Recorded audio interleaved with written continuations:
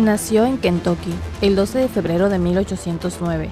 Sus ancestros procedían de Inglaterra, pero sus padres, Thomas Lincoln y Nancy Hanks, eran agricultores bautistas nacidos en el estado de Virginia. Si bien no recibió una educación formal, Abraham Lincoln aprendió a leer, escribir y contar por su cuenta. A él le gustaba decir que todo lo que sabía en esa época lo había ido aprendiendo de muchas partes y por necesidad. Cuando tenía 8 años, sus padres decidieron mudarse a Indiana, donde Abe, como lo llamaban sus conocidos, trabajó desde los 16 años para ayudar a su familia. En aquel tiempo era un muchacho flaco y extremadamente alto. En 1829 se radicó junto a sus padres y hermanos en Springfield, Illinois, donde consiguió empleo como comerciante. Navegando el río Mississippi, tomó conciencia de las condiciones infrahumanas en las que vivían los esclavos de plantaciones de algodón y tabaco de la región. Poco después se estableció en Nueva Salem, donde quedó a cargo de un almacén. En esta ciudad comenzó a participar en política y a manifestar su rechazo hacia la esclavitud. A los 23 se enroló en el ejército y luchó contra varias tribus de pueblos originarios durante la llamada Guerra del Halcón Negro. Al regresar de ese conflicto se instaló en Illinois, donde logró licenciarse en Derecho. A la par que incursionaba en política, adhirió al partido Whig, por el que fue elegido diputado para el periodo de 1834 a 1842. En 1846 alcanzó la jefatura del partido Whig y fue electo como miembro de la Cámara de Representantes Federal para el periodo de 1847 a 1849. Durante esos años se opuso a la guerra contra México de 1846 a 1848 y a la firma del Tratado Guadalupe Hidalgo, lo cual le hizo perder popularidad, por lo que fue derrotado en las elecciones senatoriales de 1849. Luego de ese traspié se retiró de la política y volvió a Springfield, donde trabajó como abogado y procurador. Cuando el partido Whig se desintegró en 1854, Lincoln fue uno de los fundadores del Partido Republicano. Su vuelta a la escena política se debió a la indignación que le produjo la aprobación de la ley Kansas-Nebraska, que permitió la instauración de la esclavitud en los nuevos estados del noroeste de los Estados Unidos. Poco después tuvo lugar su nominación a la vicepresidencia de la nación, cargo para el que resultó electo William L. Dayton, congresista de Nueva Jersey. Durante los años siguientes, Lincoln ganó popularidad debido a sus dotes oratorias y a la claridad con la que exponía sus argumentos. Durante la campaña electoral para los comicios presidenciales de 1860, el candidato republicano Abraham Lincoln expresó su postura en favor de la abolición de la esclavitud. Su consagración por el colegio electoral alarmó a los estados del sur, que centraban sus economías en plantaciones de algodón y tabaco, trabajadas por mano de obra esclava.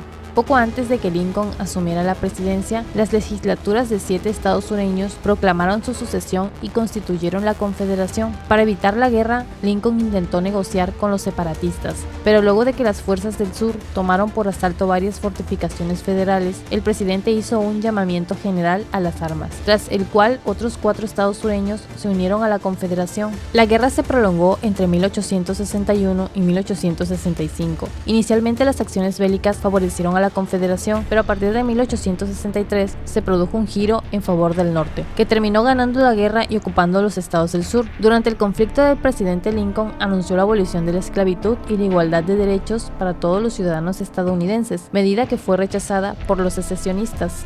5 días después de la rendición de la Confederación, el 14 de abril de 1865, Lincoln asistió a un teatro de Washington para ver una obra teatral junto a su esposa Mary Ann Todd. El matrimonio Lincoln estaba viendo la función desde un palco privado cerca del escenario, un palco en el que también iba a estar el general Ulysses Grant, pero Grant declinó la invitación, así que en su lugar se sentaron el oficial Henry Redbone y Clara Harris, su prometida. Sobre las 10:15 de la noche, John Wilkes Booth, un partidario de la Confederación que odiaba al presidente, se acercó al palco donde se sentaba Lincoln. Al ser un actor famoso, no tuvo demasiados problemas para entrar en el teatro, y una vez allí, vio que no había nadie vigilando el palco del presidente. Con sigilo, Booth entró en la antesala del palco, cerró la puerta desde adentro y esperó. Poco después, oyó al público soltar una carcajada al unísono. Todo el mundo parecía estar distraído y entretenido, así que justo en ese momento, Booth irrumpió en el palco. Se colocó detrás de Lincoln y le disparó en la cabeza con un revólver de calibre 44. Inicialmente, el público pensó que la intervención de Booth era parte del espectáculo, pero un grito de horror de la primera dama les hizo entender que el ataque había sido real. Un médico de 23 años que estaba entre los espectadores corrió al palco en cuanto oyó el disparo y el grito de Mary Lincoln. Una vez allí, se encontró al presidente desplomado en su silla, paralizado y luchando por respirar.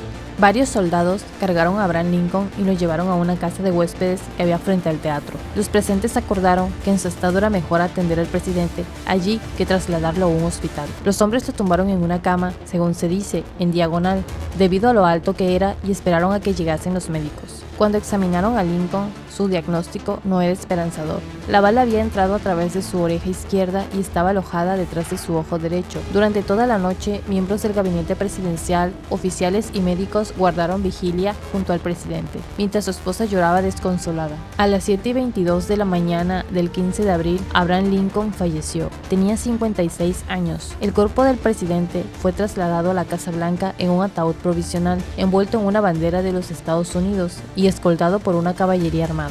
La noticia sobre el asesinato del presidente llegó a todos los rincones del país, y ese mismo día las banderas ondeaban a media asta, los negocios cerraban en señal de duelo y las celebraciones por el fin de la guerra civil se enfriaban. Mientras el país entero lloraba a su presidente, John Booth intentaba esquivar a las autoridades y al ejército, que habían puesto un precio de $100,000 a su cabeza. Tras varios días siguiéndoles la pista, el 26 de abril un grupo de tropas federales consiguió dar con el paradero de Booth y Herold, uno de sus cómplices en el crimen. Estaban escondidos en una granja en Virginia. Al verse acorralados, Herold se rindió, pero las tropas, sin tiempo que perder, prendieron fuego al granero en el que estaban los forajidos. Aún así, Booth se negó a entregarse, y segundos después se oyó un tiro. No se sabe si el disparo vino de un soldado o si Booth se disparó a sí mismo, pero poco después estaba muerto. Un total de 8 conspiradores fueron juzgados por una comisión militar por el asesinato de Lincoln, según su grado de implicación en el complot. Unos fueron ahorcados, otros fueron condenados a cadena perpetua y otros recibieron sentencia de cárcel más cortas. La guerra, por cierto, duró poco más que John Wilkes Booth. Su fin, más o menos oficial, fue el 26 de mayo de 1865. Que el día 1 de enero del año de nuestro Señor de 1863, todas las personas mantenidas como esclavas en cualquier estado o parte designada de un estado, el pueblo del cual entonces estará en rebelión contra los Estados Unidos, serán entonces en adelante y para siempre libres.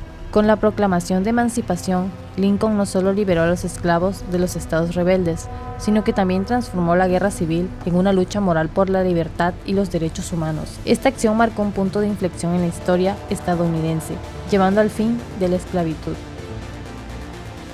Prepárate para una experiencia enriquecedora y emocionante. Haz clic en el enlace y únete a mí para descubrir el asombroso mundo de Artemisa. Juntos exploraremos su poder, su belleza y su eterna fascinación. Nos vemos en el video.